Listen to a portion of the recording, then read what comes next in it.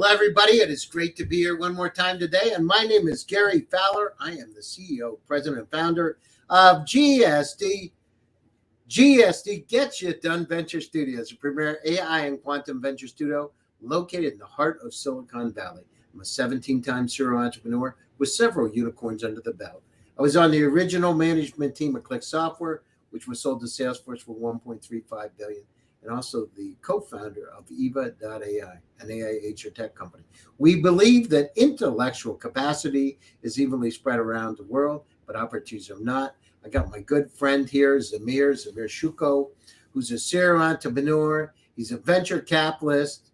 He's an all-around good guy, and he's also taken a certification course at Stanford University. He is with Vibranium. So with that, I'll bring my buddy Zamir aboard. Hey, Zamir, how you doing today? How you doing, Gary? Good to see you. Yeah, good to see you. So how's everything going? What's happening? Well, it's getting more busy and busy, with the markets coming back up and the valuations slowly returning to, to what's so-called norm. We see more activity on the venture market in the early stage as well. That's good. So tell us a little bit about, what's your journey been like, Zamir? I know you came from this little town in Eastern Europe. So how was it? How was your journey? What was your journey like? Well, it's very interesting. I've been working with startups for the past 10 years. Before that, I had my own businesses. I started different companies and actually worked with, many different kinds of people and different kinds of business models. And the last 10 years was very amazing. I used to build accelerators and, we did some work together with you, Gary. And I really appreciated the mentorship and all the advice that you gave me in the beginning of this journey. And we've achieved some really, really great things, becoming the top accelerator private company in the world, etc. And I have always wanted to go into the investment part of this business because I felt like the value that we were giving these companies, young startup founders in accelerators, was good, but we also wanted to give them a little more, some resources so they could go out there, and challenge the status quo of these, industries with their disruptive technologies. So now for the past year and a half, I've been running this fund in Silicon Valley. It's called Vibranium.VC. And we are... Come up with the Vibranium. Were you watching the Black Panther or what? So we were thinking, everybody wants to have unicorns in their portfolio, but unicorn is a mythical creature. So we said, okay, what do we need to do to create or to help create these mythical creatures? So we thought it should be some kind of a component, right, which is not from this planet, which can make startups stronger. And we went to, Marvel Universe, and we saw that vibranium was the strongest metal in the universe. We said, okay, if we take a little bit of vibranium, we put it into a startup, we can make it a unicorn. We can make it stronger. So that was the legend behind the name.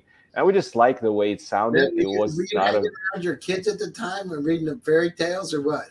Well, I am a Marvel fan myself. I've watched every Marvel movie. I like, the characters and, the special effects they have and everything. So I've known quite a few things about what's happening in that universe. So yeah, and of course my kids love them too. Yeah. No, that's great. So as you're going down through this journey, what are the lessons that you've learned as you're going down through the journey from a startup entrepreneur to where you are today to a venture capitalist? And what are 3 lessons that you've learned, Zamir? Well, I would say number one would be you always have to be polite and respectful to people. Like, don't burn bridges, because you never know when you're going to end up meeting the same person and what kind of position and what kind of situation it's going to be. I've seen that people would come around in 6, 7, 10 years after we met, like, for the first time, and they remembered the kindness, the politeness, the way we interacted in the past, and it was always good to continue the conversations. But now this person exited and is a millionaire, so he has a different set of resources, and when we talk and we decide to do something together, it's very positive. So I would say it's this kind of business, when you talk about startups and venture capital, it's about people first of all. So you have to be uh, able, and you got to have high, soft skills, the level of communication, and try to always find a way where it's a win-win for everybody. Because only in that scenario everybody's going to be happy at the end of the day. Startups, investors, customers, anybody involved.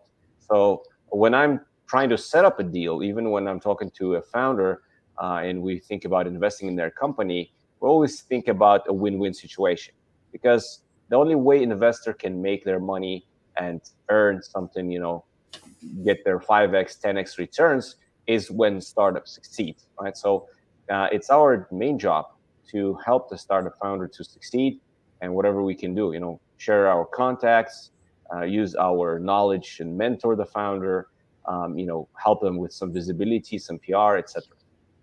No, that's great. And you moved from over in Europe over to Silicon Valley. Now, I remember you were telling me you were a wrestler. You went to school. Now, tell us now, how was it when you first came over to the U.S. and you came into that school and you decided to be a wrestler? What was it like?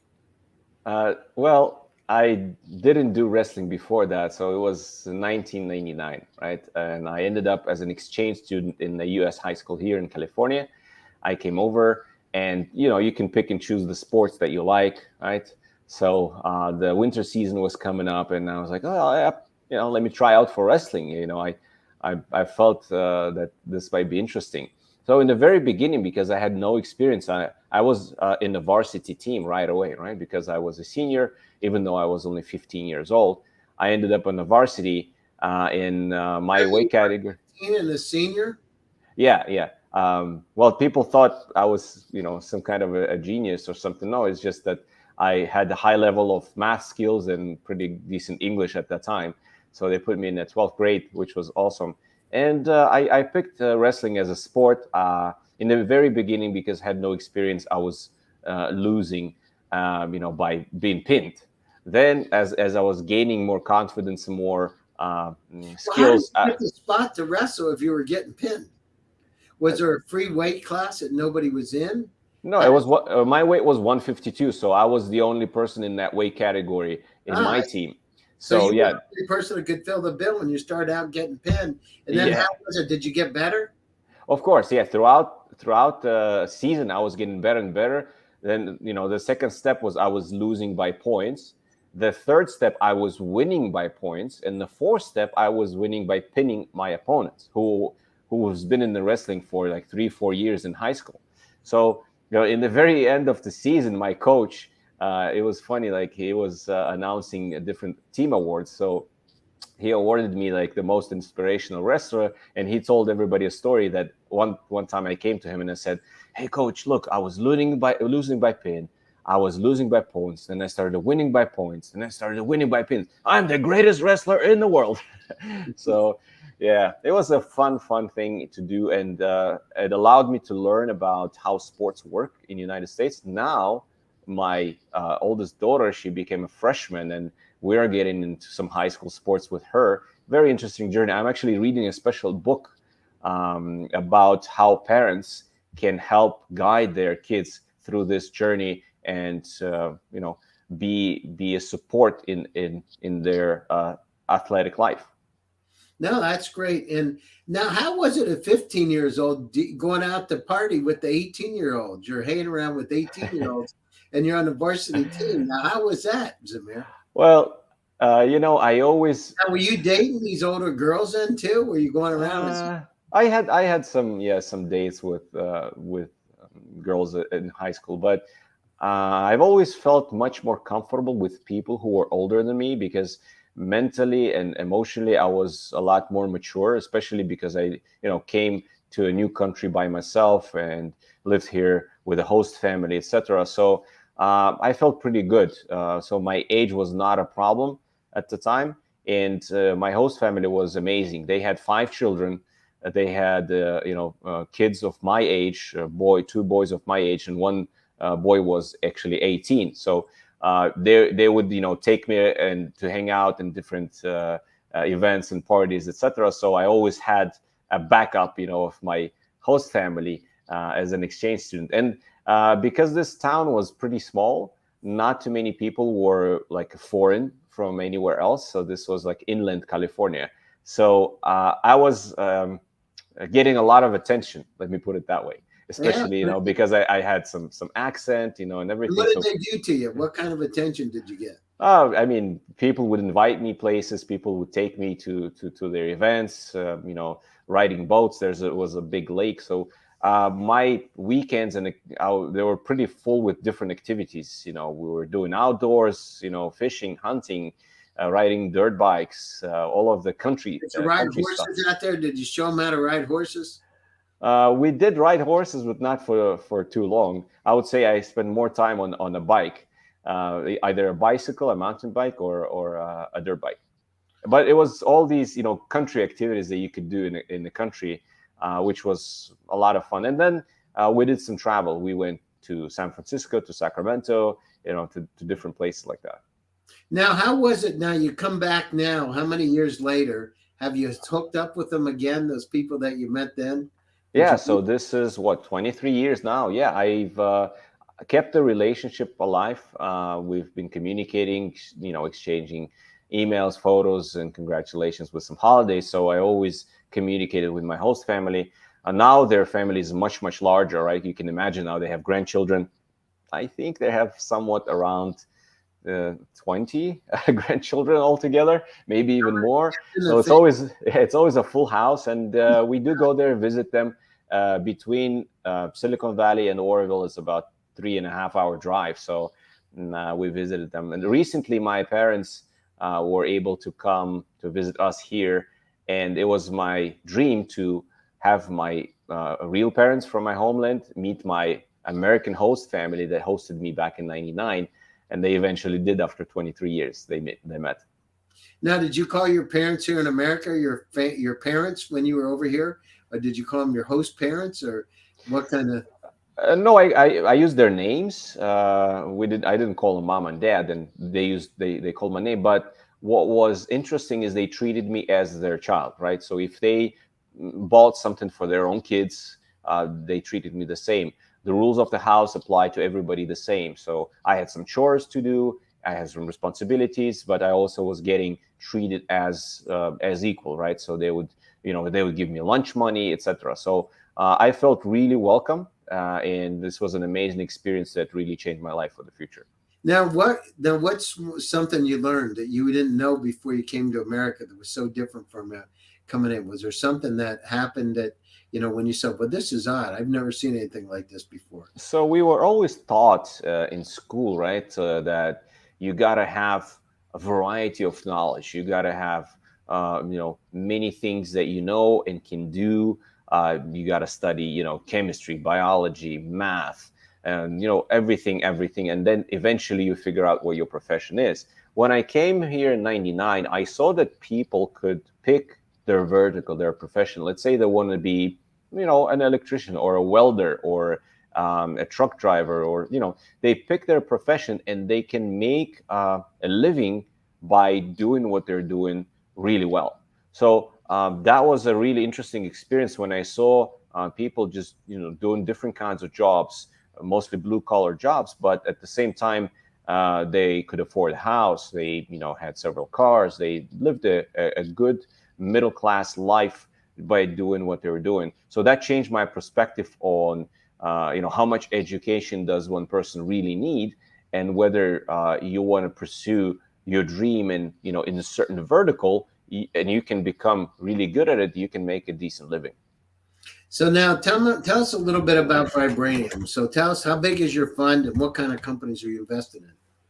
So we raised the first close was the 10 million. And right now we're closing a $50 million fund for Vibranium.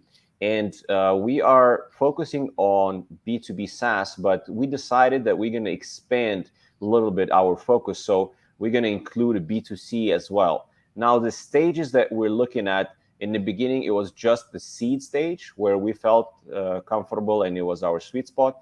Now we want to go all the way to Series A, and we will probably include some pre-seed deals as well, because many good, interesting startups, they come our way, but because we have a high bar, for our metrics and the revenues that we expect them to have on the seed stage, some of them, we have to wait maybe for 6 to 12 months until they reach that. And we decided that we might be interested in writing smaller checks into these pre-seed deals as well.